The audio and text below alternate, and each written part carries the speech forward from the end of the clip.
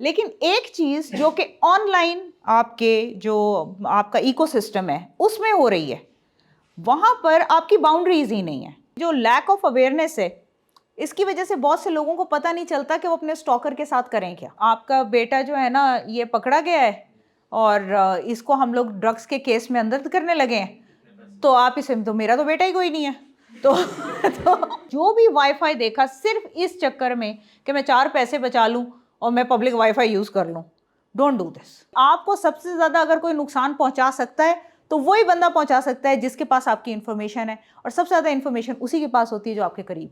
तो आज का जो टॉपिक है वो कुछ इस तरह से नया है कि अगर आप इसको यूट्यूब पे देखेंगे तो बहुत कम आपको इस टॉपिक के ऊपर मिलेगा। कुछ यूएन ने इस पर कुछ बात की हुई, यूएन वुमेन ने, या एक दो चीज़ें जो उन्होंने अपने अवेयरनेस सेशन के लिए की होंगी वो आपको नज़र आएंगी। अदरवाइज़ आपको ये टॉपिक इंटरनेट पर भी नज़र नहीं आएगा या कम नज़र आएगा। एज डिजिटल वायलेंस, सो हमारा आज का टॉपिक है digital violence, recognising digital threat today and preparing for tomorrow. आपको ये एक्सप्लेन करने की तो ज़रूरत नहीं है कि वायलेंस क्या है। वायलेंस क्या है? हाँ, बिल्कुल। किसी को आप फिज़िकल हार्म, किसी को आप मेंटल हार्म, बल्कि फ़िज़िकल हार्म होता है वायलेंस बेसिकली, तो उसको हम कहते हैं कि इट्स वायलेंस। अब डिजिटल वायलेंस क्या है? फिज़िकल हार्म होता है अपने हाथ से, किसी वेपन से, किसी चीज़ से। डिजिटल वायलेंस होता है डिजिटल वर्ल्ड के अंदर, जिसके लिए आप यूज़ करते हैं ऑनलाइन जितनी भी आपके पास फोरम्स हैं, उन सब को यूज़ करते हैं वायलेंस करने के लिए। उसको कहते हैं डिजिटल वायलेंस। ठीक है, अब ये इतना इम्पॉर्टेंट क्यों है? ये इतना इम्पॉर्टेंट है कि लेटली यूएन जैसी ऑर्गेनाइजेशंस ने भी इस बात को रिकग्नाइज किया कि डिजिटल वायलेंस जो है इट्स अ ग्रोइंग कंसर्न, और ये बेसिकली एक कोई टेक्निकल इशू नहीं है, ये ह्यूमन राइट्स वायलेशन की तरफ लेके जा रहा है, और जिसके अंदर बहुत सारी चीज़ें होती हैं, वेरियस फॉर्म्स ऑफ हैरेसमेंट होती है, बुलिंग होती है, exploitation, etcetera etcetera. Online violence का एक और भी बड़ा मसला है, इसकी कोई बाउंड्री नहीं होती। जैसे आपको पता होगा कि अगर आप दोनों आपस में लड़े, ठीक है, तो आप दोनों की एक बाउंड्री है ना, ये कमरा है, एक वकूआ है, ये एक जगह है जहाँ पर ये सब कुछ हुआ है। तो इस चीज़ को समझना या इस चीज़ को रिजॉल्व करना लीगली और अदरवाइज आसान है। लेकिन एक चीज़ जो कि ऑनलाइन आपके जो आपका इकोसिस्टम है उसमें हो रही है, वहाँ पर आपकी बाउंड्रीज ही नहीं है। आप हो सकता है स्पेन बैठे हो, ये हो सकता है पाकिस्तान बैठे हो, और आप दोनों की आपस में लड़ाई हो रही है।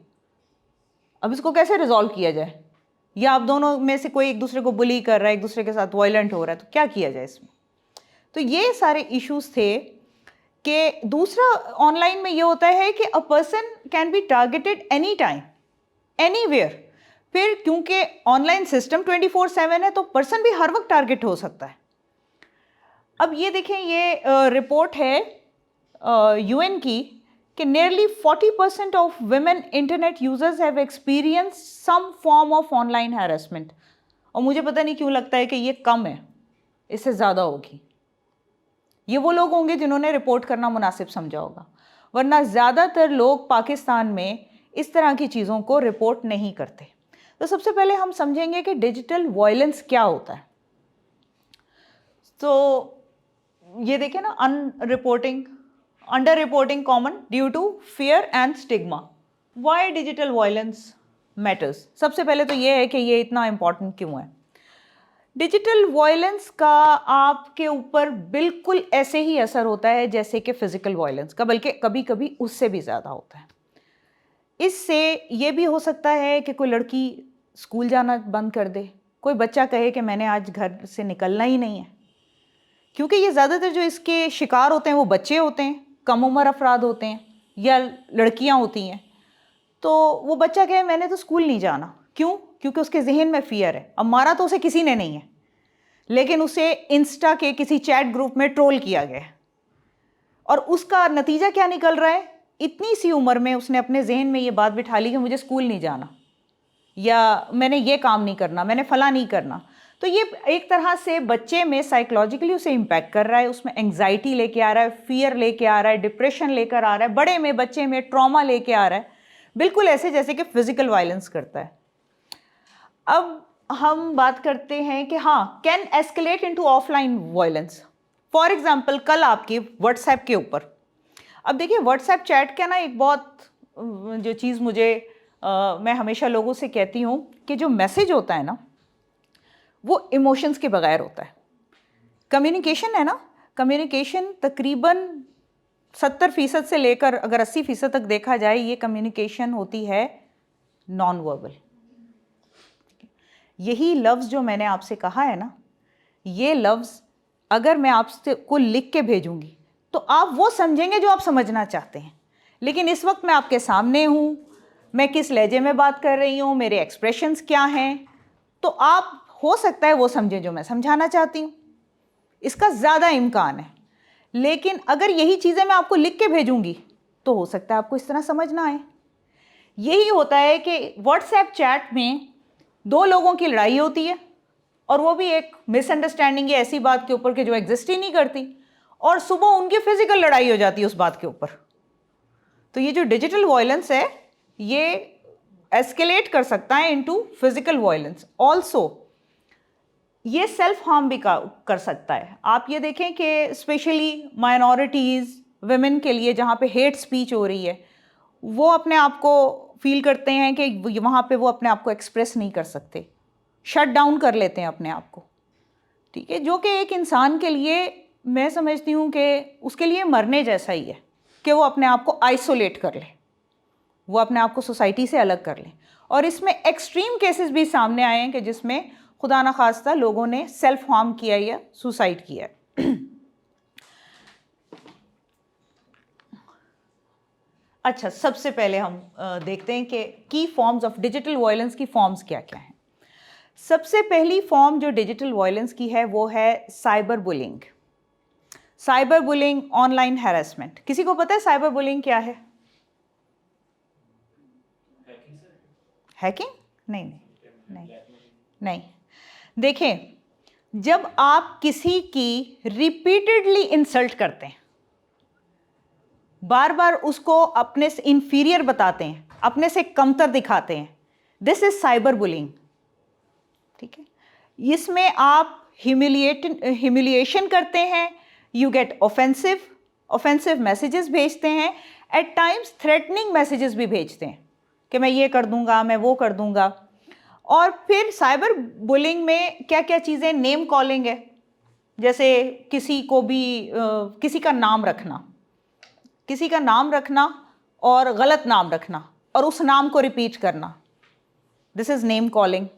देन र्यूमर स्प्रेडिंग, किसी के बारे में गलत बात फैलाना। फिर उसके बाद आप उसके बारे में कोई ऐसी बात करें कि वो पब्लिकली एम्बैरस हो, क्योंकि आप तो पब्लिक प्लेटफॉर्म पे कर रहे हैं ना लोग ये बात, तो वो आदमी जो बुली है वो दूसरे के बारे में बात कर रहा है कि वो पब्लिकली एम्बैरस हो। अच्छा, इसके अंदर दो तीन चीज़ें हैं साइबर बुलिंग, ऑनलाइन हैरेसमेंट में। इसमें यह भी होता है, एक बुली है और एक विक्टिम है, और यह भी होता है कि कभी कभी विक्टिम खुद भी बुली बन जाता है बाद में। जो विक्टिम है वो कहता है मेरे साथ ये हुआ, तो वो भी दूसरे के साथ यही करता है, और एट टाइम्स जो है वो दोनों एक दूसरे के लिए बुली के तौर पर सामने आते हैं। अच्छा, फिर इसमें सेक्सुअल हैरेसमेंट बहुत ज़्यादा जो है वो अहम भी है, और वो थ्रेट्स ऑफ वायलेंस है, हेट स्पीच है, और एक कैंपेन चलाई जाती है कि अपने दोस्तों को या जो अपना आपका हल्का असर है उसको कहते हैं कि तुम भी इसके खिलाफ ये पोस्ट करो। अब रिसर्चेस का मैं आपको जो लिंक्स दे दूंगी, रिसर्च ये कहती है कि about 40% of internet users have personally experienced online harassment and 73% have witnessed others being harassed. 73% ने देखा कि बाकी लोगों की हैरेसमेंट हो रही है। अच्छा, इसमें एक और है कि ये जेंडर्ड होती है ज़्यादातर, ख़वातीन के ऊपर इल्ज़ाम लगाना ज़्यादा आसान है, माशरा हमारा इस तरह का है, ख़वातीन पर इल्ज़ाम लगाते हैं तो उसके अंदर ख़वातीन ही शामिल हो जाती हैं, और वो जो ख़वातीन वोकल है, यानी हमारे यहाँ वो खातून जो वोकल है, जो बात करना चाहती है किसी भी चीज़ के ऊपर, चाहे वो सोशल इश्यूज़ पे बात करे, चाहे सियासत पे बात करे, वट वो हमेशा इस तरह के थ्रेट्स और वायलेंस आपने देखा है कि वो फेस करती है। और उसका मकसद क्या होता है? उसको चुप कराना। उसका मकसद ये होता है कि वो सोशल मीडिया प्लेटफॉर्म से गायब हो जाए। यानी ये बेसिकली ये है अलार्मिंग चीज़ कि हम एक आदमी के जो थोड़ा सा कमज़ोर है उसको दबाना चाहते हैं, उसको चुप कराना चाहते हैं, और औरत को ये बताना चाहते हैं कि तुम इस काबिल नहीं हो कि तुम यहाँ आकर ये बात करो। तो ये यूजुअली यूज़ होता है बच्चों के अगेंस्ट भी, औरतों के अगेंस्ट भी, माइनॉरिटीज़ के अगेंस्ट भी, और इवन कमज़ोर तबकात के अगेंस्ट। यानी इवन आप क्लास में भी देखें तो जो ज़्यादा कमज़ोर है उसको बुली करते हैं बाकी लड़के। तो यहाँ पर हम जेंडर भी आ जाता है और अदरवाइज़ जो माशरती जो स्टेटस का वो है वो भी आ जाता है।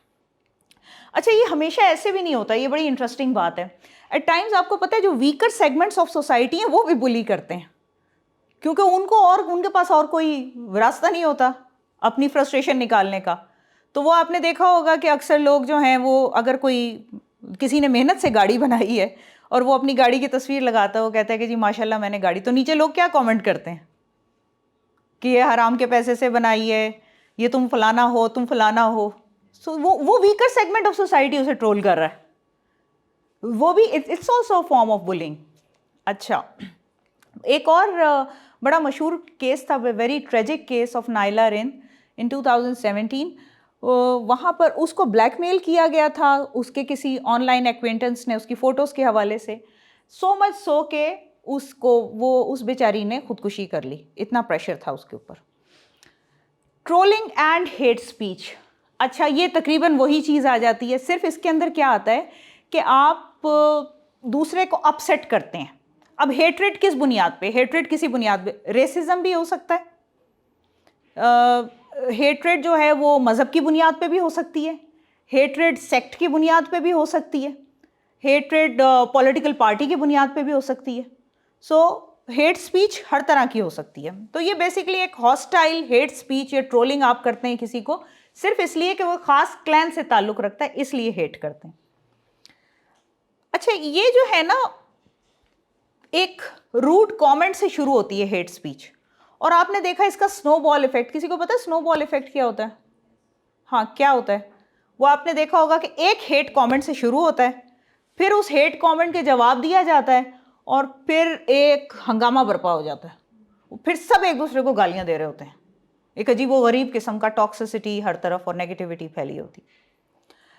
अच्छा, अब थर्ड इज डॉक्सिंग। अच्छा, आप सब ने ये चीज़ें देखी हैं? आप लोग सर हिला रहे हैं, आपने वाकई ये देखा है सोशल मीडिया प्लेटफॉर्म्स पे ये सब होता हुआ? आप में से कितने लोग हैं जो सोशल मीडिया यूज़ नहीं करते?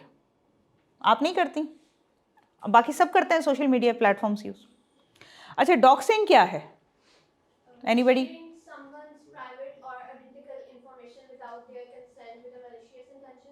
यस, बिल्कुल।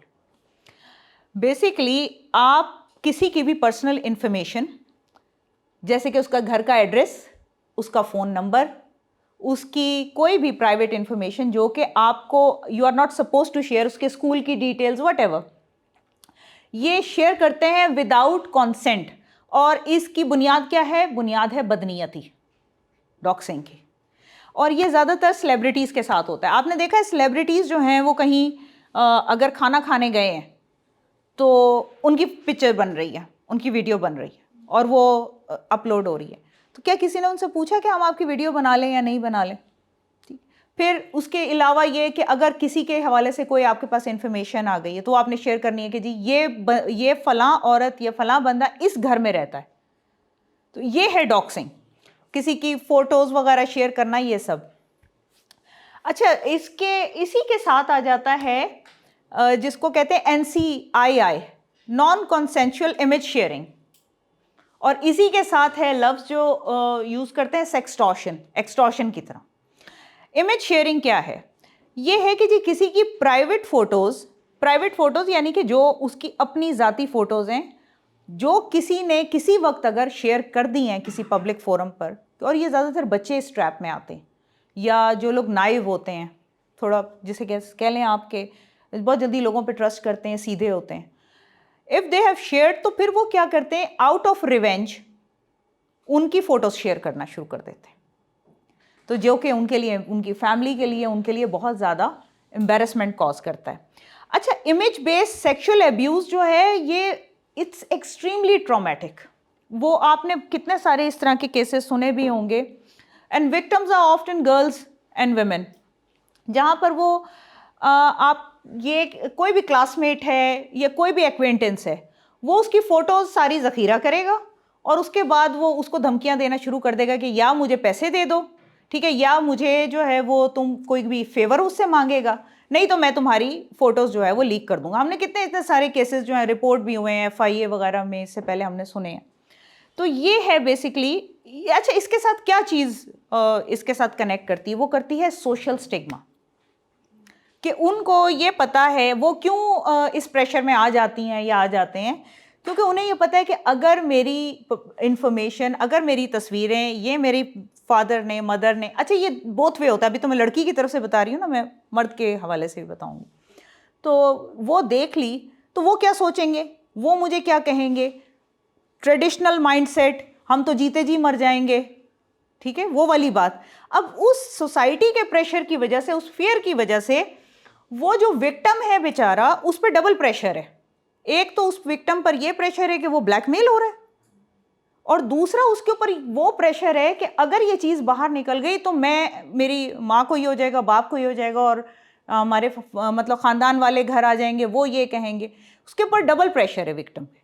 तो ये एक जो चीज़ हम लोगों ने अपने माइंड में बिठाई हुई है ना, कि विक्टिम को चुप कराना, सोसाइटी ओवरऑल विक्टिम के साथ नहीं खड़ी होती उस तरह जैसे खड़ा होना चाहिए, जैसे बाहर खड़े होते हैं लोग। हम लोग उल्टा विक्टिम को इल्ज़ाम देते हैं।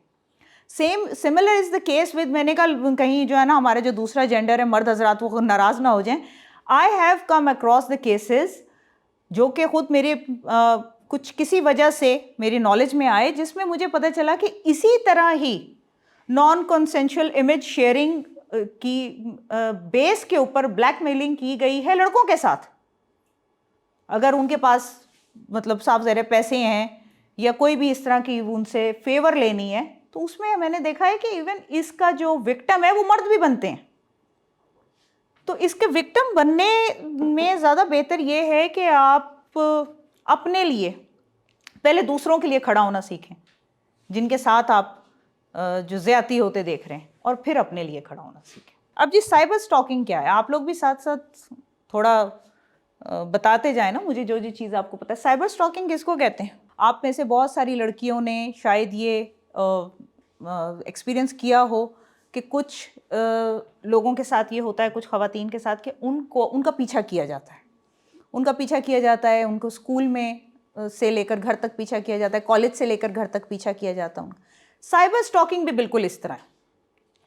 साइबर स्टॉकिंग में भी एक बंदा है जो भी स्टॉकर है, वो आपकी एक्टिविटीज़ पे नज़र रख के बैठा है।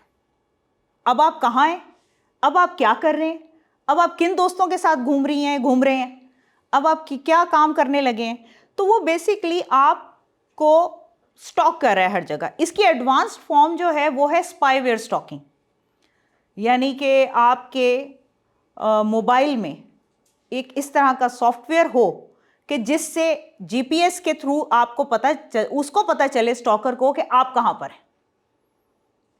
ठीक है, ये भी एक तरीका है इसका। और बेसिकली इसका क्या मकसद होता है, क्यों करते हैं लोग ये जो सारा वायलेंस है ना, इसका मकसद है कंट्रोल करना। तो साइबर स्टॉकिंग का मतलब भी है खौफजदा करना, टेरराइज करना, कंट्रोल करना, ताकि फियर आपके अंदर पैदा करना, खौफ पैदा करना। तो ये बेसिकली ऑफलाइन स्टॉकिंग भी होती है। फॉर एग्ज़ाम्पल के अगर आप ऑफलाइन भी हैं, तब भी कौन सी चीज़ें आपको स्टॉक करेगी अगर आप ऑफलाइन हैं? तो अभी मैंने बात की वही स्पाईवेयर, अगर स्पाईवेयर है तो वो ऑफलाइन भी। हाँ, अच्छा, अब इसके अंदर ये भी बड़ा इम्पॉर्टेंट होता है कि जो लैक ऑफ अवेयरनेस है, इसकी वजह से बहुत से लोगों को पता नहीं चलता कि वो अपने स्टॉकर के साथ करें क्या, उसको किस तरह से ट्रीट करें। ज़्यादातर जो स्टॉकर्स होते हैं, दो दो तरह के स्टॉकर्स होते हैं। एक तो वो होते हैं जो एक्वेंटेंस होता है, आपका कोई ना कोई जानने वाला है, कोई आपका पुराना दोस्त है, कोई आपका एक्स है, कोई फैमिली में है, ठीक है ना, किसी के साथ दुश्मनी है, व्हाटएवर जो भी है, वो भी स्टॉकर हो सकते हैं। और मैंने ज़ाती तौर पर इस चीज़ को एक्सपीरियंस किया है कि वो लोग भी स्टॉकर होते हैं जिनका आपसे कोई लेना देना ही नहीं होता, और वो मुझे बड़ी हैरत होती है कि इसका कोई तो लेना देना नहीं है, तो जानता ही नहीं है, फिर ये क्यों स्टॉकर है?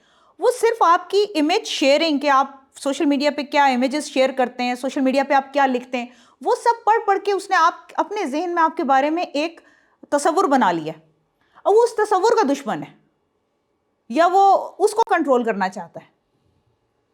तो फिर वो आपको सोशल मीडिया पे स्टॉक करता रहेगा। इसमें ज़्यादातर केसेस ना साइबर स्टॉकिंग के वो रिपोर्ट ही नहीं होते, लैक ऑफ अवेयरनेस की वजह से, क्योंकि अगर पता चल जाए तो लोग ब्लॉक कर देते हैं और बस दैट्स इट। लेकिन ये है कि इससे फियर बहुत ज़्यादा होता है, क्योंकि साफ ज़रा आपकी पर्सनल स्पेस जो है वो वायलेट हो रही है, आपकी डेली रूटीन लोगों को पता चल रही है और वो उसके ऊपर कर रहे हैं। अच्छा, फिर इसके बाद का क्या है? Hacking and impersonation. हाँ, ये तो बहुत कॉमन फ्रॉड है, हैकिंग। इस पे अब कोई और बताए मुझे, ताकि मुझे पता चले कि आप लोग भी जो है वो मेरे साथ शामिल हैं इस लेक्चर में। Let's make it bit interactive. Hacking क्या है जी? सिंपल सिंपल अनऑथोराइज एक्सेस, बिल्कुल। और फिर हैकिंग करके क्या करते हैं? पैसे मांगते हैं व्हाट्सएप पे ठीक है।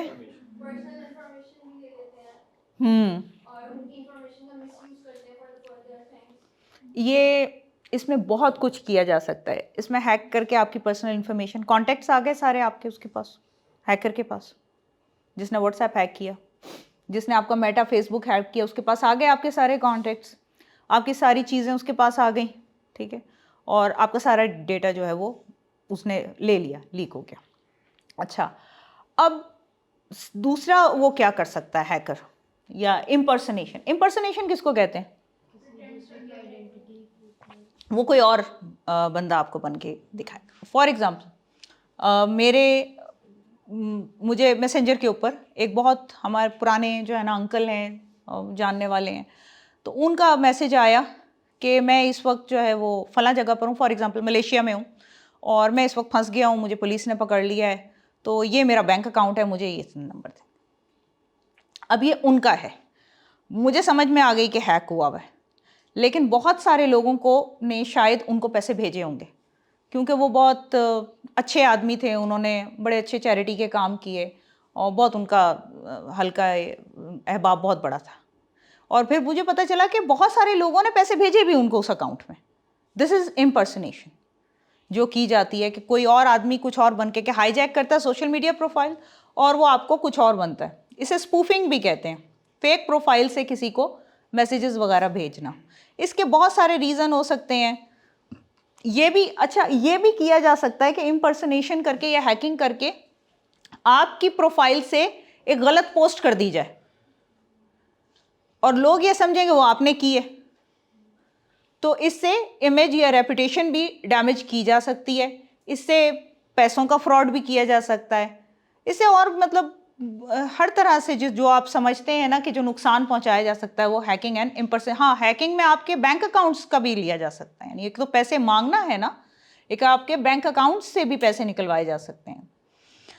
और स्पूफिंग जो है ये भी क्राइम है, और ये दूसरा भी। अच्छा, फिर आ जाते हैं हम सर्विलेंस अब्यूज़। ये भी तकरीबन वही है कि बेसिकली हिडन कैमराज या स्पाई ऐप्स के थ्रू स्टॉकिंग की जाती है लोकेशन सर्विसेज पे। ये पाकिस्तान में है पाकिस्तान में, लेकिन ये जो टेक्नोलॉजी में आ गए हैं ना मुल्क काफ़ी, वहाँ पर बहुत आम है। कोरिया में भी होता है ये, जो टेक्नोलॉजी में आ गए हैं मुल्क ना, कि वहाँ पे मुख्तलिफ कैमराज लगा कर और किसी को भी स्टॉक किया जाता है। अच्छा, इसमें आगे आप आए तो now this is the very important thing, deep fakes and fake content. अच्छा, डीप फेक क्या है? AI generated fake videos and images, ठीक है। सो ये इसमें अब अगर हम इन सबको देखें ना, तो इसमें जो मुझे लगता है कि इस वक्त सबसे ज़्यादा डेंजरस है वो ये दो चीज़ें हैं। और साफ ज़ाहिर ये तो है ही, ये तो उसका एक इम्पैक्ट में आता है, लेकिन ये दो चीज़ें बहुत डेंजरस हैं। डीप फेक कंटेंट में आप ये करते हैं, यानी जो भी आदमी ये काम करता है कि वो एक फॉल्स एविडेंस बनाता है, जो कि सबसे खतरनाक बात है। यानी कि अगर आपकी आवाज़, आपका वॉइस नोट ले लिया जाए, उस वॉइस नोट पर एआई को ट्रेन किया जाए, एआई बिल्कुल आपकी आवाज़ में बोलने लगेगा, ऐसा ही है, ठीक है। अब उसी आवाज़ को यूज़ करके किसी भी क्रिमिनल पर्पस के लिए, और आप यानी आपका नाम दे दिया जाए वहाँ पर, तो फिर आप ये देखें कि कितनी बड़ी कन्फ्यूजन क्रिएट होगी। और बहुत सारे लोग इस तरह के डीप फेक्स के केसेस में ना सिर्फ फंसे हैं बल्कि परेशान भी हुए हैं, और they are struggling with it.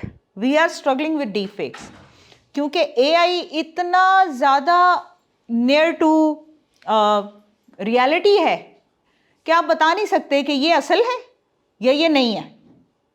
हालांकि कि आपने ये भी देखा होगा कि आप एक सोफे पे आप बैठे हैं, एक पे कोई और इस तरह के डीप फेक्स जो है वो वायरल कर दिए जाते हैं। जैसे मैंने कहा, सेलिब्रिटीज़ के साथ ये ज़्यादा होता है, जो लोग मशहूर हैं उनके साथ ज़्यादा होता है कि वो उस सोफे पे किसी और को बिठा दिया जाता है, वो बिल्कुल लगता है कि आप उस आदमी के साथ बैठे, और वो तस्वीर वायरल हो जाती है। और वो एक बड़ी अच्छी पश्तो की कहावत है कि अभी सच जूते पहन रहा होता है कि झूठ 7 गांव फिर आता है, ठीक है। तो अभी तो आपको सच बताने का मौका ही नहीं मिलता और झूठ हर जगह फैल चुका होता है, और फिर आप झूठ के साथ इतना ज़्यादा एसोसिएट कर चुके होते हैं ख़ुद को कि आप सच को डिनाई करते हैं। तो ये सबसे ख़तरनाक चीज़ है इस वक्त, जो डीप फेक। इसमें आप ये देखें कि इवन जो अभी 2023 का इलेक्शन है, द न्यूज़ में भी ये रिपोर्ट छपी है गालिबन, और रिसर्च भी हुई है जो बाद में उसके मैंने आपसे कहा मैं आपको लिंक्स दे दूंगी सारे। उसमें ये यहाँ तक बताया गया है कि बहुत सारी विमेन पॉलिटिशियंस और विमेन जर्नलिस्ट इन पाकिस्तान, उनके खिलाफ बाकायदा एक जो कैंपेन है, स्मीयर कैंपेन्स हैं, वो सबकी सब डीप फेक और एआई बेस्ड वीडियोस के ऊपर बेस्ड थी, जिसमें आपने उनकी फ़ोटो ली और उसके बाद आप कुछ भी बना दें और लोग उसको सही समझेंगे। इसका मकसद क्या है, क्यों करते हैं लोग ये? वही शेमिंग, कंट्रोलिंग, साइलेंसिंग। आप चुप हो जाएं, आपको पे माशरे का इतना प्रेशर हो कि आपने social media platform shut down कर दें और आप बात ना करें। ये सबसे ज़्यादा एक फ्यूचर थ्रेट है जो आ रहा है, डिजिटल थ्रेट।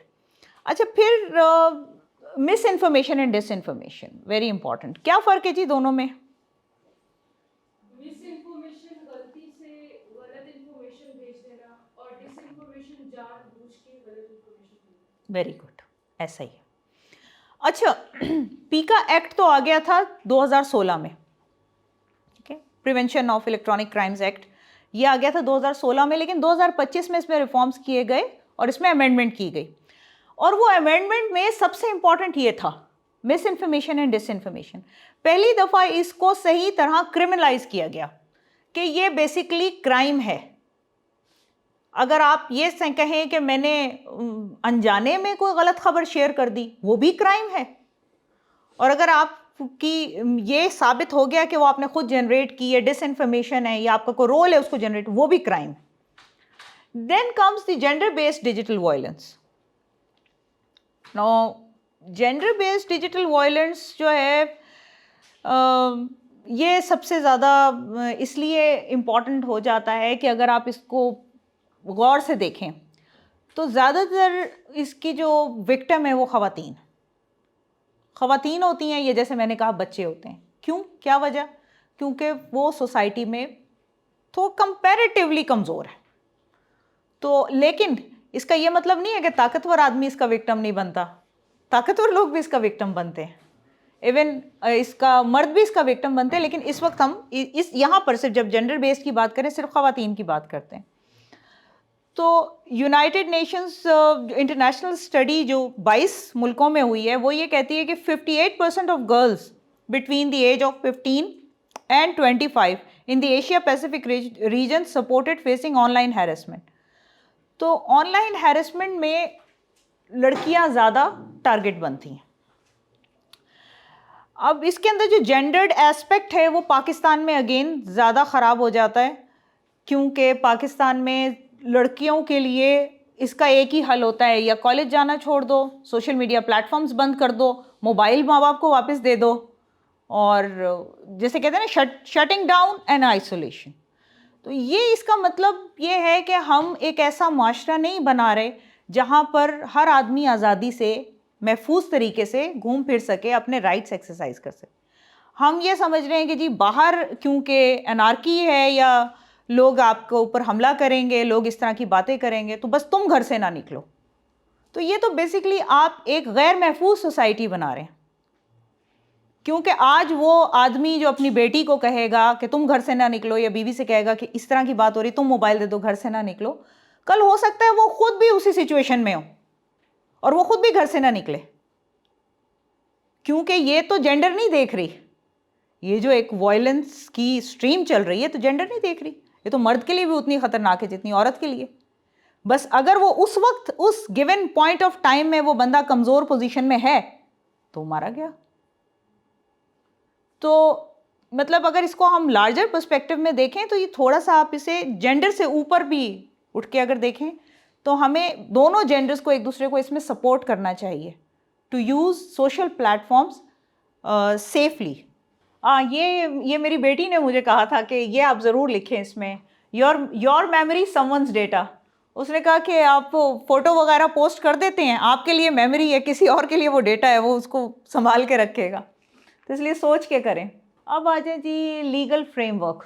लीगल फ्रेमवर्क में जो है ना, वो मैंने आपसे जैसे कहा ना कि मेजर साइबर क्राइम ऑफेंसेस, ये बड़ा इम्पॉर्टेंट है कि हैरेसमेंट, साइबर बुलिंग सेक्शन 20, इसमें जी 3 साल तक के लिए जेल हो सकती है और 10 लाख का फ़ाइन। और यहाँ पर जो यंग बच्चे हैं यानी कि जो अंडर 18 हैं उनके लिए सज़ाएं मज़ीद सख्त कर दी हैं पीका एक्ट में। फिर नॉन कंसेंशुअल इमेज शेयरिंग में सेक्शन 21, 5 मिलियन तक का फ़ाइन है और 5 साल जेल हो सकती है। साइबर स्टॉकिंग में भी इसी तरह 3 साल जेल है, और अगर विक्टिम माइनर है तो it can increase up to 5 years. और identity theft, impersonation, cyber fraud, इसको डील करता है सेक्शन 3 एंड 26, जिसकी पेनल्टी 3 साल तक हो सकती है। अब इसमें ये देखें, ये जो मैंने आपसे कहा था ना कि फॉल्स एंड फेक न्यूज़ को इसमें शामिल किया 2025 में, इसमें र्यूमर स्प्रेडिंग, किसी के बारे में गलत खबर फैलाना, फैब्रिकेट, गलत खबर बनाना, डीप फेक्स बनाना, इसमें पहली दफ़ा ये देखें 2 million fine, up to 3 years jail. ये बेसिकली डिसइंफॉर्मेशन कैंपेन्स जो एक दूसरे के खिलाफ बाकायदा कैंपेनिंग की जाती थी, डिसइंफॉर्मेशन फैलाई जाती है, ये उसके तनाजुर में है। अच्छा, पहले इसको ना FIA डील करती थी। मैं FIA के हवाले से इसलिए यहाँ पर ज़्यादा बात नहीं करूँगी इसके लीगल एस्पेक्ट पे, कि वो बेहतर ये है कि ये कोई पैनल टॉक हो, पैनल डिस्कशन हो, जिसमें एक FIA का भी नुमाइंदा बैठा हो। हम यहाँ अकेले ही बात करेंगे जी फ़लाँ काम नहीं करता, फ़लाँ काम नहीं करता, तो वो ये अच्छी बात नहीं है। हम उनका भी कोई नुमाइंदा बैठा हो, वो बताए कि वो किस तरह से केसेस डील करते हैं, और हम यहाँ पर कुछ विक्टिम्स हों जो ये बताएं कि हमने अप्लाई किया और हमें कोई जवाब नहीं आया। तो उसको देखते हुए साइबर क्राइम इतना बढ़ गया, या ऑनलाइन जो डिजिटल वायलेंस है वो इतना बढ़ गया कि इसके लिए इदारा अलग बनाना पड़ा। तो वो जो FIA का साइबर क्राइम था वो अब बन गया national cyber crime investigation agency, NCCI। ये क्या, इसने क्या किया, इसने रिप्लेस किया FIA के साइबर क्राइम विंग को, और ये इन्वेस्टिगेट करेगी स्पेसिफिकली पीका केसेस। इसके जो DG है उसके पास IG की पावर्स हैं, IG पुलिस की पावर्स होंगी, और इसके पास डिजिटल फॉरेंसिक लैब्स होंगी। लेकिन to just cut it short कि ये अभी 2025 में बनी है, तो लॉन्ग वे टू गो, अभी ये चीज़ें मैच्योर हो रही हैं, तो इसमें अभी टाइम लगेगा। डिजिटल फॉरेंसिक्स के हवाले से भी हम बात कर सकते हैं, लेकिन before we talk about all this, मैं आपको एक फैक्ट बताती हूँ। एक है डिजिटल राइट्स फाउंडेशन, ठीक है, एक तो NCCIA हो गई, ये तो हुकूमत के नीचे काम कर रही है, पीका एक्ट की इम्प्लीमेंटेशन करेगी। एक है NGO है, उस NGO की रिपोर्ट ये कह रही है कि 2023 में, सिर्फ 2023 में उनको जो ऑनलाइन जो कंप्लेंट्स रिसीव हुई हैं वो तकरीबन 2500 के करीब है, जो कि एक बहुत बड़ा नंबर है एक NGO के लिए, एक NGO के लिए जो कुछ भी नहीं कर सकती, वो तो पीका एक्ट इम्प्लीमेंट नहीं कर सकती। लेकिन आप देखें कि लोग कितना ज़्यादा इससे परेशान हैं, या वो कितने ज़्यादा लोग विक्टिम हैं कि वो जो भी फोरम उनको मिलता है वो उसके ऊपर जाकर कंप्लेंट करते हैं। इस पे जो इसका इम्पैक्ट होता है, साइकोलॉजिकल इम्पैक्ट होता है, उसके हवाले से अगर आप किसी विक्टिम को जानते हैं तो आपने कभी उससे पूछा है कि उस पर क्या साइकोलॉजिकल इम्पैक्ट होता है? एक तो हमने शुरू में किया था और हमने इसको डिस्कस भी करते रहे हम सारे। आप बताएं कि आप अगर किसी विक्टिम को जानते हैं तो उसने कभी बताया कि उस पर क्या साइकोलॉजिकल इम्पैक्ट हुआ इसका? लॉस ऑफ कॉन्फिडेंस, कॉन्फिडेंस ख़त्म हो जाता है किसी से बात करने का, क्योंकि उनको लगता है कि हम लोगों की तरफ देखेंगे तो लोग हमें जज करेंगे, लोग मेरी तरफ, आप वैसे ही मेरी तरफ देख के मुस्कुराएं तो मुझे बिल्कुल महसूस नहीं होगा कि आप मुझे देख के मुस्कुराएं, लेकिन अगर इस तरह का कोई वाक़या हो मेरे साथ और आप मेरी तरफ देख के मुस्कुराएं तो मुझे क्या लगेगा कि आप मेरा मजाक उड़ा रहे हैं। ठीक है, तो बेसिकली तो जो कुछ भी है वो इधर है ना, बाहर तो कुछ नहीं है, सब कुछ इधर है। लेकिन ये माइंड कंट्रोल करने की के लिए तो ये किया जाता है सारा कुछ।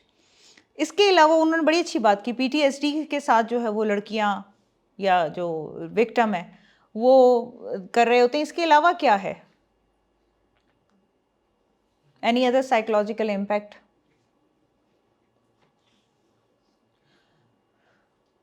अपनी असली ज़िंदगी में ज़्यादा वॉयलेंट भी हो जाते हैं कुछ लोग, कुछ शट डाउन हो जाते हैं, कुछ वॉयलेंट हो जाते हैं। और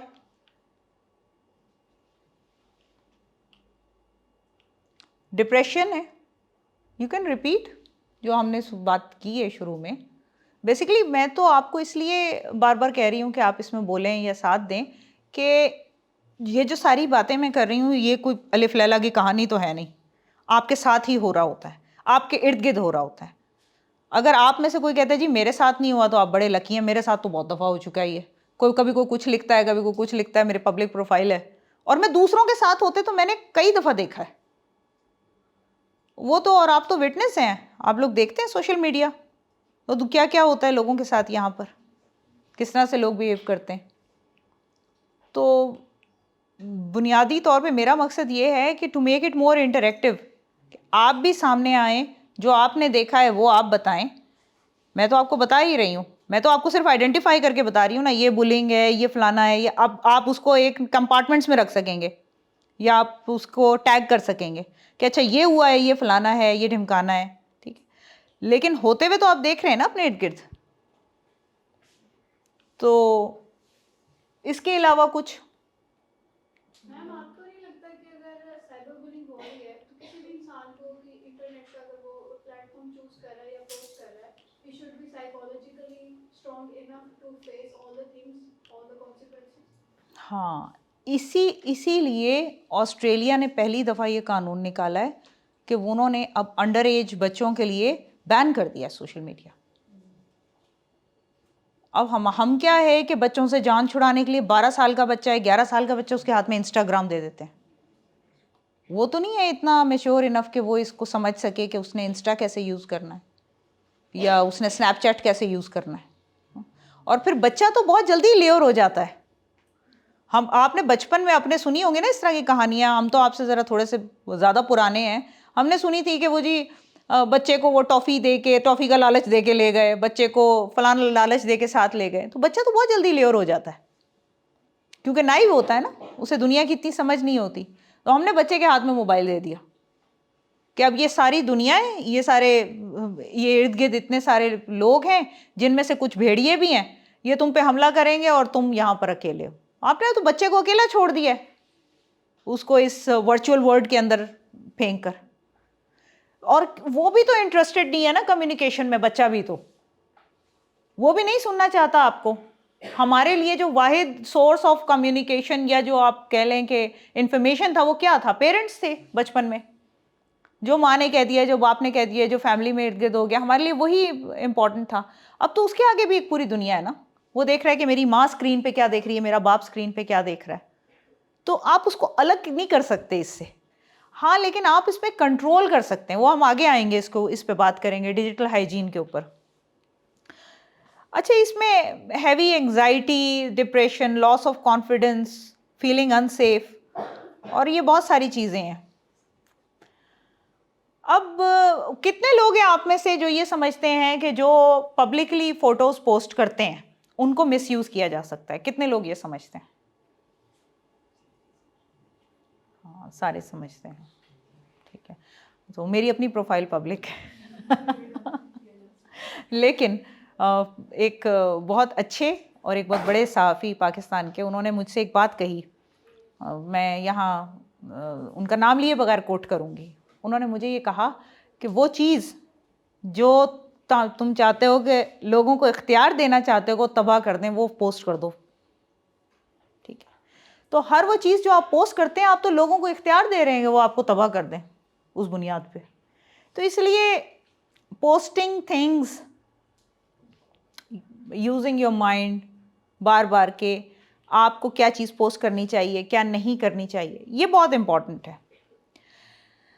देन यूथ स्पेशली बहुत ज़्यादा वर्नेबल है इसमें, क्योंकि मैंने आपको पहले कहा बच्चे, और दूसरे आते हैं यंगस्टर्स हमारे, जिसमें आप लोग भी शामिल हैं। तो 116 मिलियन इंटरनेट यूज़र हैं पाकिस्तान में 2025 के डेटा के मुताबिक, वो बहुत ज़्यादा है। और उसमें ज़्यादातर लोग वो हैं जो 18 से 30 साल के दरमियान है, यानी कि यंग पॉपुलेशन है। अब मसला क्या है इनका? इनकी कोई डिजिटल ट्रेनिंग नहीं है, इनको कोई सेफ्टी का नहीं पता, कोई इनकी डिजिटल ट्रेनिंग नहीं है। कोई बच्चा है वो खुद ही हैकर बन गया, घर वालों को पता ही नहीं कि वो क्या करता फिर रहा है, और घर वाले इस बात को समझ ही नहीं सकते। अब ये जो सारी मैंने आपको ये सारी बातें बताई हैं, आप देखें कि हमसे जो पहली जनरेशन है, उससे पहली जनरेशन, क्या हम उनको ये समझा सकते? हम उन्हें ये नहीं समझा सकते।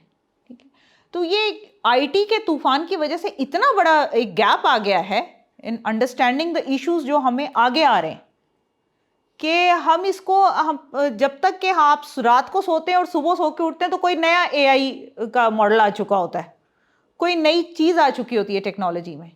तो इतनी तेज़ी से जो है वो चीज़ें आगे की तरफ बढ़ रही हैं कि हमें हमारा जो लीगल सिस्टम है वो उसके पीछे आहिस्ता आहिस्ता चल रहा है कि वो उसको कैच, यानी पहले मामला हो जाता है और उसके बाद लीगल वो उसके लिए बनाए जाती हैं प्रोविजंस।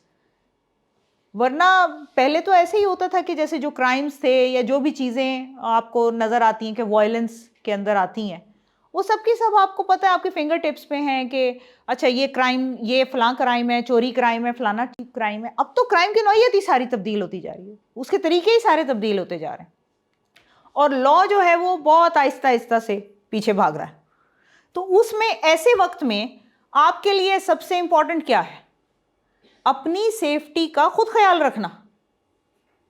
जब आपको ये पता है कि अभी लॉ भी, और ये पाकिस्तान में नहीं पूरी दुनिया में अभी लॉज इतने ज़्यादा मैच्योर नहीं। आप ये देखें कि लेटली सोशल मीडिया में इस तरह के फीचर्स इंट्रोड्यूस कराए गए कि जिसमें आप रिपोर्ट कर सकते हैं, जिसमें अगर आपका कंटेंट अच्छा नहीं है, हार्मफुल है, तो आपका वो कंटेंट फेसबुक रिमूव कर देता है। वरना पहले ऐसा नहीं था, पहले ऐसा कुछ भी नहीं था। पहले तो जो भी पोस्ट करता था वो चल पड़ता था। अब आप देखें ना, वो लोग भी आहिस्ता आहिस्ता सीख रहे हैं। तो ये पूरी दुनिया के लिए एक लर्निंग हो रही है। अच्छा, अब ये यूएन ने, मैंने आपको बताया कि उसने फाइनली इस चीज़ को समझा और ये रिकग्नाइज किया और क्लासिफाई किया it in digital violence basically human right issue है। ठीक है, तो फिर अब यूएन ने इस साल, यानी ये जो 16 डेज ऑफ एक्टिविज्म है, मेरा ख्याल है 27 नवंबर से शुरू है, 10 दिसंबर तक है, इसको basically gender based digital violence के ऊपर रखा है। ठीक है ना, पूरी दुनिया में, ग्लोबली, और पूरी दुनिया में इसके ऊपर बात हो रही है कि इंसान की डिग्निटी, उसकी प्राइवेसी और उसकी फ्रीडम, इसे ख़त्म नहीं किया जा सकता थ्रू ऑनलाइन हैरेसमेंट एटसेट्रा। अब इसमें जो इंपॉर्टेंट चीज़ है जो अभी मैंने आपसे बात की ईयू की, ये है digital services act for tech accountability. ये बड़ा इंटरेस्टिंग है। यूरोपियन यूनियन ने ये जो कंपनीज हैं मेटा, यूट्यूब, टिकटॉक, एक्स, इनको थ्रू एन एक्ट बाउंड किया कि they should quickly take down illegal harmful content, be transparent about how their algorithms work and protect children vulnerable. तो जिसकी वजह से वो जो मैंने आपसे बताया है कि लेटली ये सारे सोशल मीडिया प्लेटफॉर्म्स ने सिक्योरिटी चेक्स अपने ज़्यादा बढ़ाए हैं, वो इसकी वजह से है, क्योंकि यूरोपियन यूनियन ने इसके ऊपर एक स्टेप अहेड लिया और इन कंपनीज को बाउंड किया। तो अगर आप इन कंपनी यानी मतलब मेटा और ये सारी सोशल मीडिया प्लेटफॉर्म्स यूज़ कर रहे हैं तो आप उसको यूज़ करते हुए you can also ensure your safety. अच्छा, इसमें इम्पॉर्टेंट ये है कि ये क्योंकि मल्टी सेक्टोरल कॉपरेशन मांगता है, अगर मैं कहूँ कि जी सब कुछ हुकूमत ने करना है तो सब कुछ हुकूमत ने नहीं करना, अगर मैं कहूँ सब कुछ आपने करना है तो आपने भी नहीं करना। ये एक तरह का कोऑपरेशन मांगता है। लॉ, एजुकेशन, यानी ये जो मैं आपको आज यहाँ पढ़ा रही हूँ, ये बेसिकली अगर आपको मैं ये कहूँ कि ये आपके स्कूल्स में या कॉलेजेस में पढ़ाना चाहिए तो ये ज़्यादा इंपॉर्टेंट होगा। आपके स्कूल्स में और कॉलेजेस में बाकायदा आईटी एक्सपर्ट्स को, कम्युनिकेशन एक्सपर्ट्स को, साइकोलॉजिस्ट को ये पढ़ाना चाहिए, ये बताना चाहिए बच्चों को। और आई डोंट नो कि अभी इसकी इतनी अवेयरनेस क्यों नहीं है, क्योंकि बच्चे डिजिटल चीज़ें यूज़ कर रहे हैं, आप लोग भी कर रहे हैं, इतने सारे डिजिटल प्लेटफॉर्म्स, लेकिन बहुत सारी चीज़ों के बारे में आप देख भी रहे होते हैं कि क्या हो रहा है, लेकिन आपका जहन नहीं जा रहा, अवेयर नहीं है आप उसके बारे में। तो this is very important. What to do, हमें क्या करना चाहिए इसमें? सबसे पहले डिजिटल हाइजीन की बात करते हैं। सबसे पहले हमें you have to keep strong unique passwords. सबसे ज़्यादा हम लोग क्या गलती करते हैं कि पासवर्ड रखते हैं अपने नाम का ताकि भूल ना जाए, है ना। अपने नाम का पासवर्ड नहीं रखना।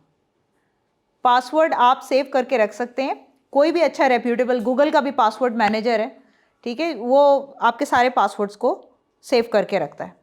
लेकिन आपने रखना है कॉम्प्लेक्स पासवर्ड, जिसके अंदर कैप्स भी हों, स्मॉल लेटर्स भी हों, हाँ बिल्कुल, साइंस भी हों, मिक्सिंग लेटर्स बेसिकली ना, नंबर्स, सिंबल्स सब मिक्स करके। तो ऑब्वियस वर्ड्स नहीं रखने, जैसे ये पासवर्ड नहीं रखना 1 2 3 4 5 6, ठीक है, तो ये तो फ़ौरन हैक हो जाएगा। इसमें क्या है कि आपको, और फिर ये आपकी सबसे पहली लाइन ऑफ डिफेंस है, स्ट्रॉन्ग पासवर्ड्स। हर चीज़ पे पासवर्ड रखें, पहली चीज़। दूसरी चीज़ है आपकी 2FA। 2FA क्या है? 2 फैक्टर ऑथेंटिकेशन। ये है, आप लोगों से कितने लोग यूज़ कर रहे हैं 2FA? Very good, very good.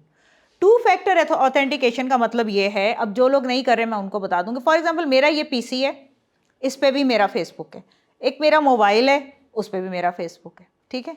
अगर मेरा 2 फैक्टर ऑथेंटिकेशन होगा तो जो भी कोई किसी और जगह से लॉग इन करेगा मुझे, या इस पीसी के ऊपर या मेरे मोबाइल पर, आ जाएगा मैसेज कि आपने इस लोकेशन से जो है वो साइन इन किया है। अब आप उसको येस करेंगे तो फिर वो साइन इन कर सकेगा, अदरवाइज आप उसको रिपोर्ट कर दें। तो 2 फैक्टर ऑथेंटिकेशन जिन्होंने, आप में से काफ़ी लोगों मैंने देखा नहीं किया हुआ, तो वो इसको कर दें। ये गूगल, फेसबुक, व्हाट्सएप हर जगह होता है। ये in addition to your password, ठीक है, कि अगर आपका पासवर्ड खुदा न खास्ता हैक हो भी जाता है तो ये one of the best protection है कि जिससे आपकी चीज़ें बाहर नहीं जाती। तीसरी चीज़ आ गई फिशिंग स्कैम्स। अच्छा, ये खुद मैं बैठी हुई थी तो मैंने ये सोचा कि ये तो बड़ा अच्छा एक फ्रेज़ बन गया कि think twice before you speak and think thrice before you click, ठीक है। तो कुछ भी भेजे कोई तो क्लिक नहीं करना, देखना है कि उसका यूआरएल क्या है, वो ठीक है कि नहीं, ये लिंक कहाँ है, ये कोई ओरिजिनल लगता भी है कि नहीं।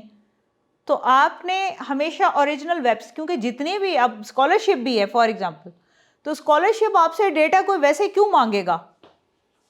आप जाएं उस यूनिवर्सिटी की वेबसाइट पे जाएं, उस यूनिवर्सिटी की कोई ऑथेंटिक वेबसाइट होगी, उधर जाके आप स्कॉलरशिप देखें, या जो ऑथेंटिक चैनल्स हैं उनके थ्रू जाएं आप, बजाय इसके कि आप हर जो क्लिक आ रहा है उसके ऊपर। एक मुझे याद है कि एक क्लिक आया था, वो एक स्कैम चला था, फिशिंग स्कैम, KFC का लगा के कि जी आपको KFC की पता नहीं कितनी डील्स फ्री मिलेंगी, तो आप ये फॉरवर्ड करें, उस पर क्लिक करें।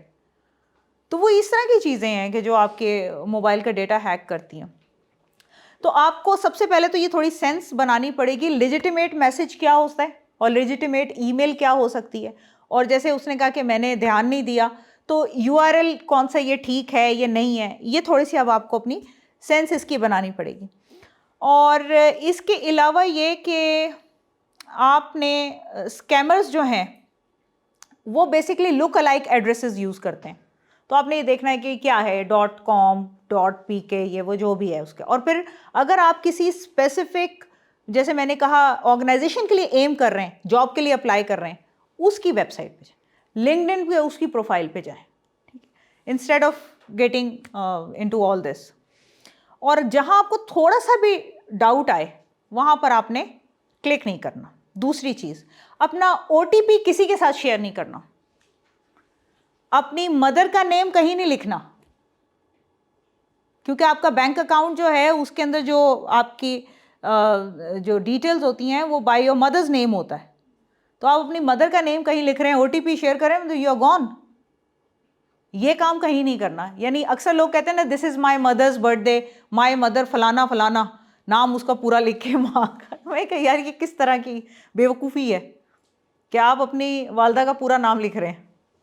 तो कोई भी आपके अकाउंट फ़ोन कर लेगा आपके बैंक में, ठीक है ना, और आपकी इन्फॉर्मेशन भी ले सकता है। चलो और कुछ नहीं, आपकी इन्फॉर्मेशन ले ले तो फिर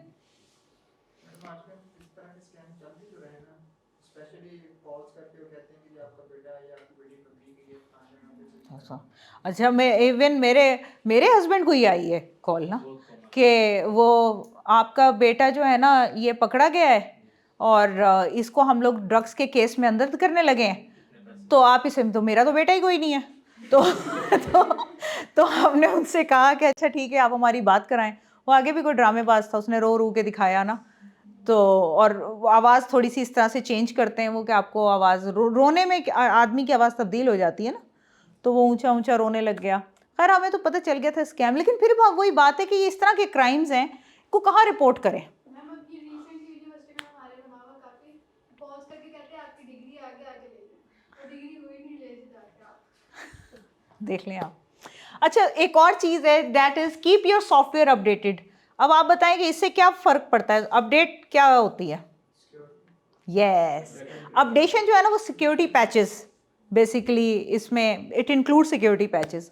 उससे क्या होता है कि जो आउटडेटेड सॉफ्टवेयर है ना वो कहीं ना कहीं आपके लिए प्रॉब्लम क्रिएट कर सकता है।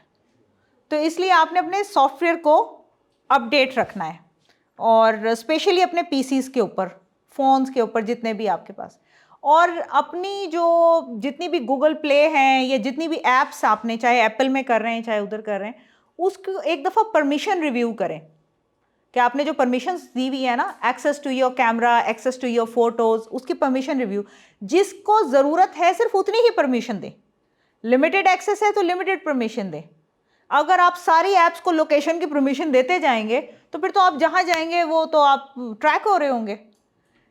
दूसरी चीज़ है कि अच्छा हाँ, public wifi is also very important. अब बहुत सारे लोग वीपीएन भी लगाते हैं, वीपीएन भी एक वायरस का घर है।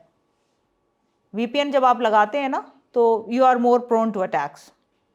फिर आप ये देखें कि आप पब्लिक वाईफाई जब यूज़ करते हैं तो वो आपसे आपकी डिटेल्स मांगते हैं, पब्लिक वाईफाई। तो जो भी वाईफाई देखा सिर्फ इस चक्कर में कि मैं 4 पैसे बचा लूँ और मैं पब्लिक वाईफाई यूज़ कर लूँ, डोंट डू दिस। अपना इंटरनेट रखें, कोशिश करें अपना इंटरनेट यूज़ करें, और पब्लिक वाईफाई कम से कम यूज़ करें, क्योंकि पब्लिक वाईफाई पे जब आप जाते हैं, जिसके वाईफाई के साथ कनेक्ट करते हैं आप, तो उसके रेमो करम पर हैं, ठीक है। तो नॉर्मली ऐसा नहीं होता, जैसे कि जो अच्छी ऑर्गेनाइजेशंस हैं, बड़ी ऑर्गेनाइजेशंस हैं, वहाँ पर वाईफाई सिक्योर होते हैं, इस तरह की बात नहीं होती। लेकिन मैं पब्लिक वाईफाई की बात कर, ठीक है, किसी के भी वाईफाई पे जाकर कनेक्ट ना करें। फिर log out, timely log out करें। अगर आपके कोई शेयर्ड कंप्यूटर्स हैं या इस तरह से है तो आप उस पर लॉग आउट करना मत भूलें। ऑलवेज जितने भी आपके सोशल मीडिया अकाउंट्स हैं उनसे लॉग आउट करें। आप लोग करते हैं लॉग आउट? यस, चलें, गुड है, ठीक है। अच्छा, और लाइब्रेरी वगैरह जो आप यूज़ करते हैं तो उसमें लॉग इन करते हैं, कोई अकाउंट वगैरह आपको दिया जाता है वहाँ पर? यहाँ पे इस तरह नहीं है सिलसिला लाइब्रेरी में लॉग इन वगैरह का। चलें ठीक, अगर लाइब्रेरी में हो और आप जाकर वहाँ पर कंप्यूटर यूज़ करें, लॉग इन करें, तो उसको भी ज़रूर लॉग आउट करके उठें, अच्छा, और उसके बाद आपने देखा कि नेट ब्राउज़र्स जो हैं वो आपके पासवर्ड सेव करने की इजाज़त मांगते हैं, तो पासवर्ड मत सेव करें उधर, ठीक है। अपना पासवर्ड, जैसे मैंने कहा ना, रेप्यूटेबल जो पासवर्ड मैनेजर्स हैं सिर्फ उसी के ऊपर सेव करें। एक और इम्पॉर्टेंट चीज़ है, वो है बैकअप योर डेटा। अपने डेटा का बैकअप कितने लोग रखते हैं रेगुलरली? वैसे मैं बहुत इसमें खुद मैं नहीं रखती, वेरी गुड। मैं वैसे नहीं रखती बैकअप, लेकिन को महीने एक के बाद मैं ये कर लेती हूँ। अपने डेटा का बैकअप रखने का क्या फ़ायदा है, कोई बताएगा? अगर खुदा ना खास्ता आपका डाटा उड़ जाता है, हैक हो जाता है, कोई उसे सारे को ख़त्म कर देता है, तो आप you don't lose everything, you have few things with you, ठीक। अच्छा, अबव ऑल जो हमने कहा, don't shy away from reporting. लोगों को इसमें शर्माने की बात नहीं है, ना इसमें घबराने की बात है। आप ये, क्योंकि देखें वही बात है, हम अगर तब्दील होंगे, यानी इस क्लास में हम इतने लोग बैठे हैं, अगर हम अपने अंदर से थोड़ी सी भी तब्दीली लेके आएंगे तो इसी तरह ही माशरे तब्दील होते हैं, इसी तरह ही माशरे की सोच तब्दील होती है। ऊपर से आके तो कोई चीज़ आपके अंदर ऊपर इम्पोज नहीं की जाएगी ना, अपने अंदर से ही तब्दील होना है। और दूसरी बात है, डोंट जज others, this is very important. ज़्यादातर लोग जो फियर करते हैं, स्पेशली लड़कियां, ये छोटे बच्चे, वो समझते हैं कि उनको जज किया जाएगा और इस वजह से वो सही बात किसी को नहीं बताते। Third is don't indulge into victim blaming. ये कितनी इंपॉर्टेंट चीज़ है जो अभी उन्होंने कहा ना, विक्टिम ब्लेमिंग की बात है। हम क्या करते हैं, विक्टिम को ही ब्लेम करना शुरू कर देते हैं। अगर कोई बंदा है, ठीक है, वो विक्टिम है, बंदा भी तो हो सकता है ना विक्टिम, तो हम कहेंगे इसी की गलती है। और औरत पे तो हमारी और भी ज़्यादा जो है ना, वो जितनी भी कोई सारी फ्रस्ट्रेशन या गुस्सा है वो औरत पे ही निकल रहा होता है, और औरत को तो डबल अब्यूज़ का सामना करना पड़ता है। लेकिन ओवरऑल जो मैंने पहले बात की थी कि जितने भी विक्टिम्स हैं, क्योंकि उनको फियर है विक्टिम ब्लेमिंग का, इसलिए वो बेचारे ये कहना ही नहीं चाहते कि हम विक्टिम। उस बेचारे से उसको मजलूम रहने का हक तो ना छीने, उसको मजलूमियत तो मतलब जो उसकी है उसको वो हक तो दें। And don't be a bystander, this is very important. देखें, इसमें ये सबसे इंपॉर्टेंट चीज़ है कि be an upstander, don't be a bystander. Bystander कौन होता है? जैसे फॉर एग्जांपल, ये पर्सन ए है और ये पर्सन बी है। पर्सन ए ने पर्सन बी को ट्रोल किया, ठीक है, और आप फॉर एग्जांपल आप पर्सन सी हैं, आपने जब उसने उसको ट्रोल किया, आपने जाकर उसको लाइक कर दिया, इमोजी दे दिया हंसने वाला, उसने व्हाट्सएप के ऊपर उसे ट्रोल किया, आपने एक कितना खिलता हुआ सा जो है ना वो अपना चेहरा डाल दिया उसके ऊपर, ठीक, कि जी मैं बहुत खुश हूँ। इसका मतलब you are a bystander, आप तो तमाशबीन हो गए। जो तालियां बजा रहा है एक गलत काम के ऊपर, तो जो तालियां बजा रहा है गलत काम के ऊपर, वो तो शरीक जुर्म है, और वो ये नहीं सोच रहा कि यही उसके साथ भी हो सकता है, फिर कोई और हंस रहा होगा। तो you have to be an upstander, जहां पर आप कहें कि यार ये फोरम नहीं है ये बात करने का, ये इस बात को कल सुबह किया जाएगा। व्हाट्सएप में कि इस झगड़ा करने की क्या ज़रूरत है, व्हाट्सएप में फजूल बहस करने की क्या। मुझे तो ये समझ ही नहीं आता कि एक फोरम है जिसमें आप मैसेज कर रहे हैं, उसमें कोई इमोशंस नहीं कुछ, उसमें लोग झगड़ा कर रहे होते बेवकूफ़ों की तरह। कुत्तुक है, झगड़ा करना है आप आमने सामने करें बैठ के। वो व्हाट्सएप क्योंकि आपको मास्क कर रहा है ना, आपके अंदर के जो डीमंस वगैरह हैं वो आप सारे निकाल सकते हैं उधर, ठीक है ना। और आपके एक्सप्रेशंस, क्योंकि जब आप आमने सामने आते हैं, दो लोग आमने सामने बैठते हैं, तो थोड़ी सी कुछ शर्म हया लिहाज होता है ना। व्हाट्सएप पे तो कुछ भी नहीं होता, व्हाट्सएप पे यू कैन डू एनीथिंग। इस वजह से आप उसकी आड़ लेते हुए आप किसी को भी ट्रोल करना शुरू कर देते हैं व्हाट्सएप पे, और बाकी लोग जो है वो हंसने वाली इमोजी लगा रहे होते हैं। तो वो जो हंसने वाली इमोजी लगाने वाले ना, वो बराबर हैं उनके। तो आपने आइंदा से हंसने वाली इमोजी लगाने वाला नहीं बनना, या अगर आप कुछ भी नहीं कर सकते तो आप कम से कम चुप रहें, ठीक है।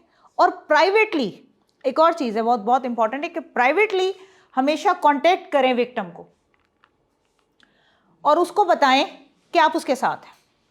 अगर आप पब्लिकली नहीं कर सकते तो अव्वल तो पब्लिकली करें, लेकिन अगर आपको ट्रोलिंग का डर है तो प्राइवेटली उसको बताएं कि हम आपके साथ खड़े हैं, ठीक है। And then social media safety tips, sorry, हाँ, प्राइवेसी सेटिंग्स, ये तो मेरा ख्याल है सबको पता होगा, this is nothing in this, कि प्राइवेसी सेटिंग्स अब तो बहुत ज़्यादा आ गई हैं, फेसबुक के ऊपर, इंस्टा के ऊपर आप रख सकते हैं प्राइवेसी, अगर आपको इस तरह का कोई खौफ है। मतलब मैं अपनी ज़ाती बात बताऊँ, मेरी पब्लिक है profile, but then I post things which I know why I am posting, ठीक है ना। लेकिन अगर आपको इस तरह का कोई कंट्रोल नहीं है अपने पे कि आप कुछ भी पोस्ट कर देते हैं कभी भी, तो फिर बेहतर ये है कि आप अपनी प्राइवेसी रखें। फिर दूसरी चीज़ है कि आप स्ट्रेंज फ्रेंड्स ओनली करें कुछ चीज़ों को। फॉर एग्जांपल कुछ आपकी प्रोफाइल पब्लिक है और आप कुछ पोस्ट चाहते हैं जो सिर्फ फ्रेंड्स देखें, तो उनको फ्रेंड्स ओनली कर दें। Again important is limit location sharing, अपनी लोकेशन शेयरिंग को लिमिट करें। बहुत सारे लोग होते हैं ना, ट्रैवलिंग टू दुबई, ठीक है ना, हैविंग फूड एट स्पाइस बाज़ार, ठीक है, लोकेशन अपनी शेयर करें। What is this, why is this needed at all? मुझे नहीं मतलब ये इस तरह की बात समझ में आती कि अगर आप मतलब बहुत सारे लोग हैं जो बाहर जाते हैं, और उसके मैं खुद भी ट्रैवलॉग्स शेयर करती हूँ, लेकिन मैं ट्रैवलॉग कभी उस वक्त नहीं शेयर करती जब मैं ट्रैवल कर रही होती हूँ, ठीक है ना। So try not to share things with people who you don't know, क्योंकि मेरी तो प्रोफाइल पब्लिक है, आपकी भी पब्लिक है, तो मत करें लोकेशन शेयर अपनी लोगों के साथ। क्यों कर रहे हैं, क्या फ़ायदा है इसका, ठीक। या तो आप लोकेशन शेयर करें, फिर पर्पज़ होना चाहिए माइंड में कि आप फॉर एग्जांपल आए हैं, एग्जांपल है आप मुल्तान गए हैं और आप मुल्तान चाहते हैं कि जी मेरे कुछ दोस्त जो हैं जो फेसबुक पे हैं वो आकर मुझसे मिले, तब आप लिख दें उसको कि जी मैं फ़लाँ तारीख को मुल्तान में हूँगा, तो जो दोस्त हैं वो मुझसे इनबॉक्स में रब्ता करें। वो तो कोई तुक बनती है, लेकिन हर वक्त की जो लोकेशन शेयरिंग है दैट इज़ नॉट। वही मैं कह रही हूँ ना कि एक पर्पज़ होना चाहिए माइंड में कुछ भी शेयर करने से पहले। Then over sharing, stop over sharing. अब लोग ना बहुत सारी प्राइवेट डिटेल्स अपनी शेयर कर देते हैं विदाउट इवन नोइंग कि वो शेयर कर रहे हैं, ठीक है। स्पेशली लड़कियां, बच्चे, वो तो मैंने देखा बहुत ज़्यादा, खैर लोग भी करते हैं, वो बहुत ज़्यादा शेयर करते हैं। मतलब बच्चे हैं, बच्चों को आप ले और कर लें, अपनी बातों में ले आएँ और आप उनसे कहें कि जी अपने घर की पिक्चर्स करो, घर की पिक्चर्स भी भेज देगा आपको। आप कहें कि जी अपने बाबा की पिक्चर भेज दो, बाबा की भेज देगा, मामा की भेज देगा, घर का एड्रेस, घर का वाईफाई भी भेज देगा आपको। तो बच्चों को ये समझाना बहुत ज़रूरी है कि उन्होंने बिल्कुल ओवर शेयर नहीं करना किसी को ट्रस्ट करके। और इवन आप लोगों के लिए भी, जो लड़कियां भी हैं उनके लिए भी, मतलब आप फॉर एग्जांपल आप शेयर करते हैं कि alone at home feeling board, why why, है ना, करते हैं ना लोग, फीलिंग अलोन विद 99 अदर्स, ठीक है ना। So how can you feel alone with 99 others? तो बिकॉज ये सोशल मीडिया का एक उसका साइकोलॉजिकल वो भी तो है ना, एक किसका इम्पैक्ट है, वो ये है कि आप तवज्जो चाहते हैं, हर बंदा तवज्जो चाहता है, तो उसको लगता है कि अगर मैं यहाँ पर ओवर शेयर करूँगा तो मुझे तवज्जो मिलेगी या करूँगी, अगर मैं लोगों को बताऊँगी कि मैं बहुत दुखी हूँ तो मुझे बहुत तवज्जो मिलेगी, ठीक है। जबकि हो सकता है आपने किसी और माइंडसेट के साथ शेयर की हो, कोई पिक्चर आपने किसी माइंडसेट के साथ शेयर की हो, कोई भी चीज़, लेकिन ज़रूरी नहीं कि सामने वाला बिल्कुल वही समझे। तो when you over share, you tend to share your details, कि जैसे फलां मेरा दोस्त है, फलां मेरी बाजी है, फलां मेरा भाई है। So you need not to share family details with people, पहली। फिर एक और चीज़ है वो ये कि अब तो आप साफ ज़रा आपके स्कूल यूनिफॉर्म्स और ये इस तरह के स्कूल बैनर्स के साथ बच्चों की पोस्ट होती हैं, लेकिन उसमें कोशिश ये करनी चाहिए कि कोई भी चीज़, वही जो मैंने कहा ना, लाइव लोकेशन के साथ आप शेयर ना करें कि देखें जी इस वक्त हम लाइव यहाँ पर मौजूद हैं और यहाँ हम ये कर रहे हैं, वो कर रहे हैं। मुझे नहीं इसकी समझ में आती कि why you put at risk people also. Then क्या है, चेक स्पाईवेयर, सॉरी ये आखिरी टाइम में मैंने बनाई थी, इसमें स्पेलिंग्स मिस्टेक्स होंगी, उसको आप जस्ट, अच्छा, check apps permission possible spyware. अच्छा, इसमें ऐप परमिशन हो, जैसे मैंने कहा कि स्पाईवेयर है, उसको आप ज़रूर चेक कर लिया करें। Then guard your social circle. हम लोग अपने सोशल सर्कल के बारे में ना बहुत ज़्यादा वो रहते हैं, क्या कहना चाहिए कि इतने ज़्यादा एक्टिवली उसे कहीं गार्ड नहीं कर रहे होते, चीज़ों को देख नहीं रहे होते। हमें नहीं पता होता कि बहुत सारे लोग जिनके साथ हम दोस्त हैं, या जो अपेरेंटली हम समझते हैं कि वो हमारे दोस्त हैं, वो हमसे, जैसे उसने कहा ना आउट ऑफ जेलेसी, किसने कहा था कि आउट ऑफ जेलेसी, हाँ, वो हमसे जल रहे हैं या वो हमारी तरक्की से परेशान है, तो हम क्या करते हैं, खुश होकर अपने दोस्तों के साथ शेयर करते हैं चीज़ें। और बेसिकली आपको सबसे ज़्यादा अगर कोई नुकसान पहुंचा सकता है तो वही बंदा पहुंचा सकता है जिसके पास आपकी इन्फॉर्मेशन है, और सबसे ज़्यादा इन्फॉर्मेशन उसी के पास होती है जो आपके करीब।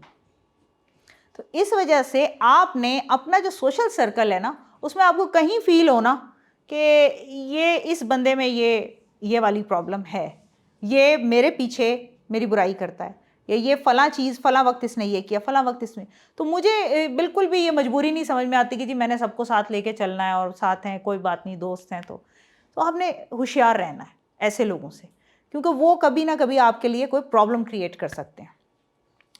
देन इसके ऊपर भी जब आप ये कर रहे होते हैं social circle, recognise fake profile catfishing, ये भी बड़ी इंपॉर्टेंट है कि मतलब एक बंदा है तो उसने कोई 3 से 4 दफ़ा ख़वातीन की प्रोफाइल बनाकर मेरे से बातचीत की और मुझे नहीं पता था कि वो बंदा है, अनटिल अनलेस के उसने मुझे बताया। उसे इतनी ख़वातीन वाली गुफ्तगू कि मैडम आपके मैं आपके बड़े फ़ैन हूँ, हमने आपकी ये चीज़ देखी, हमने फ़लाना का देखा, अब बहुत अच्छा ये लिखा है आपने, मैंने ये आर्टिकल पढ़ा। तो मैं कहा कोई लड़की होगी जो लिख रही होगी, जिसने किसी ने कहा होगा, साफ ज़ाहिर है आप I am not an immature बच्चा के जो मैं उसके साथ जो है ना बात करूं, लेकिन मुझे बड़ी शौक और बाद में मुझे शर्मिंदगी भी बड़ी हुई कि यार मुझे पता ही नहीं चला कि ये बंदा है और इसने चार औरतें, मुख्तलिफ औरतें और वो जो प्रोफाइल अपनी तस्वीरें भी शेयर कर रही हैं, वो औरतें पता नहीं किस किस की तस्वीरें उतार के किसकी प्रोफाइल उठा के, मतलब क्या कर रहे हैं और इस तरह की चीज़ों से क्या मिलता है, लेकिन करते हैं लोग, दे मेक फेक प्रोफाइल। और इसके लिए ना वैसे मेटा को ये चाहिए कि जैसे आपका आईडी ले और आईडी लेके ना वो फिर वो पापा की परी के नाम से ना बनाने दे, फिर जिसका जो नाम है ना उसका उसी नाम से प्रोफाइल बनाने दे, और ये अल्टीमेटली मुझे लगता है हो जाना है, क्योंकि इस फेक प्रोफाइल की वजह से बहुत सारे इश्यूज आते हैं कि आप किसी को कोई और समझ रहे होते हैं, वो कोई और समझ के आपको जो है ना बेवकूफ़ बना रहा होता है। तो आगे आ जाते हैं कि जी digital etiquettes. Now the other thing very important is understand digital consent. वो किस तरह से, देखें हम सब यहाँ पर मौजूद हैं, ठीक है, और हम एक सेल्फी लेते हैं। अब देखें दो चीज़ें, या तो आप सेल्फी में आए ना और आप कहें कि जी मैं सेल्फी नहीं अपनी लेती है, मैं अपने फ़ोटोज़ नहीं थी, या फिर अगर आप सेल्फी में आ गए हैं तो जो बंदा पब्लिकली पोस्ट कर रहा है उसका उस पर ये लाजिम है कि वो आपसे पूछे, सबसे जो सेल्फी में है, कि यार ये मैं पोस्ट कर दूं। इसको कहते हैं डिजिटल कॉन्सेंट। इसको समझा करें, आप किसी की भी फोटो उसकी बगैर इजाज़त के सिर्फ इस वजह से कि वो उस वक्त आपके साथ खड़ा था पोस्ट नहीं कर सकते। अक्सर लोग ये दूसरे को नीचे दिखाने के लिए भी करते हैं। फॉर एग्जाम्पल एक तस्वीर है कि जिसमें वो तो बहुत अच्छा पाउट बना के खड़ी हुई है, खड़ा हुआ है, ठीक है, आपका मुंह खुला हुआ है, उसने वो पोस्ट कर दी, ठीक है, just to give your reputation damage, कि वो साफ ज़रा आप इस तरह की तस्वीर अपनी देखेंगे जिसमें आप ना आंखें आपकी रेड हुई हुई है, मुंह खुला हुआ है, तो वो जानकर पोस्ट कर दी। ये भी करते हैं लोग। तो डिजिटल कॉन्सेंट का मतलब ये है कि अगर मैं आपकी कोई तस्वीर पोस्ट करना चाहूँ तो मैं आपसे पूछूँ कि क्या आप अपनी इस तस्वीर को पोस्ट करने की इजाज़त देते हैं, और ये हर दफ़ा पूछना होता है। ये नहीं है कि एक फ़नी फ़ोटो ले ली, क्योंकि वो जैसे कह रहे थे ना कि not in the sense of nudity, लेकिन एक इस तरह से कि आपने जैसे किसी जानवर की तस्वीर लगा दी नीचे, या वो इस तरह से भी लोग एक दूसरे को ह्यूमिलिएट करते हैं। तो posting funny pictures of others is also way of humiliating.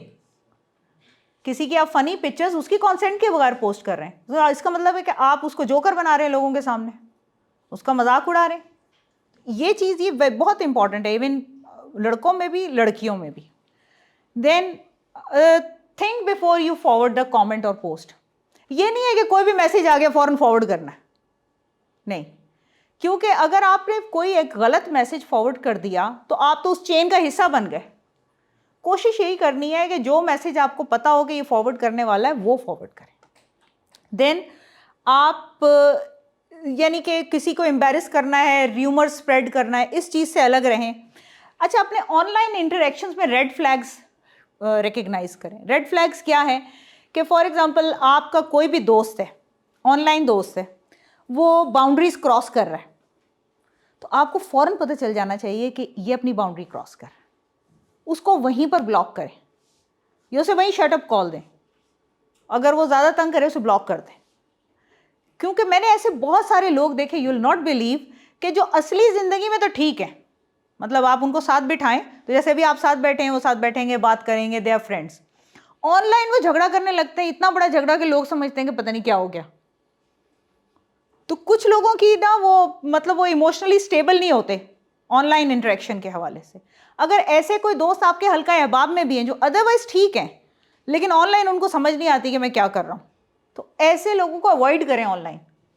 या तो उनको लिमिट कर दें या फिर उन्हें ब्लॉक कर दें, और उनको बता दें कि आप मेरे बहुत अच्छे दोस्त हैं लेकिन आपको ऑनलाइन बिहेव नहीं करना आता, इसलिए मैं आपको ब्लॉक कर रहा हूँ या कर रही हूँ। Then be inclusive and kind, ये तो हमने अभी किया है, ये मेरा ख्याल है हम सारा कर चुके हैं। प्रिजर्व एविडेंस, हाँ ये इंपॉर्टेंट है, एविडेंस आपने रखना है अगर खुदा न खास्ता ऐसा कुछ हो जाए। Screenshots, specially URL, videos download करके, ये सारी चीज़ें एविडेंस आपने रखना है, क्योंकि ये एविडेंस ही काम आएगा। ये नहीं कि जी मेरे साथ ये हुआ था तो किसको पता क्या हुआ था, तो आपने वो सारी चीज़ें। फिर report and block the abuser, अब तो सारे सोशल मीडिया प्लेटफॉर्म्स आपको रिपोर्ट और ब्लॉक करने की वो देते हैं। Then tell a trusted adult, इस पर भी हम काफ़ी बात कर चुके हैं कि अगर आपके पास ऐसा फ्रेंड या ऐसा एडल्ट नहीं है जिस पर आप ट्रस्ट कर सकें तो फिर तो आइसोलेट हो जाएगा बच्चा। Then use professional and legal help, मैं इसके भी हक में हूँ कि आप FIR या NCCIA कंप्लेंट ज़रूर करें। एक भी नोटिस गया ना दूसरी पार्टी को तो आप देखें कि चीज़ें तब्दील हो जाती हैं। Then self care support network, खुदा ना खास्ता कोई इस का शिकार हो जाता है, कोई इस तकलीफ़ में आ जाता है, तो उसमें क्या करना चाहिए? सबसे पहले ये करना चाहिए कि आप बजाय इसके कि हर वक्त सोशल मीडिया पे वो चीज़ें देखते रहें, बंद कर दें सोशल मीडिया अकाउंट, बंद कर दें and seek real time help. अपने अच्छे दोस्तों के पास जाएं, अच्छे दोस्तों के पास बैठें जिनसे पॉजिटिव वाइब्स आएँ, पॉजिटिव, ये नहीं जो कहे कि बतू तो गया, उस तरह के लोगों के पास ना जाएं। ऐसे लोगों के पास जो आपको उम्मीद दें, जो आपको आगे बेहतरी का रास्ता दिखाएं, ऐसे अक्लमंद लोगों के पास बैठें और उनकी सपोर्ट सीख करें। एंड सबसे इम्पॉर्टेंट है अगेन कि mentally stay calm, self care सबसे इम्पॉर्टेंट है, और उससे भी ज़्यादा इम्पॉर्टेंट है कि बी एक रिस्पॉन्सिबल अप स्टैंडर्ड बने instead of being a by standard. ठीक है।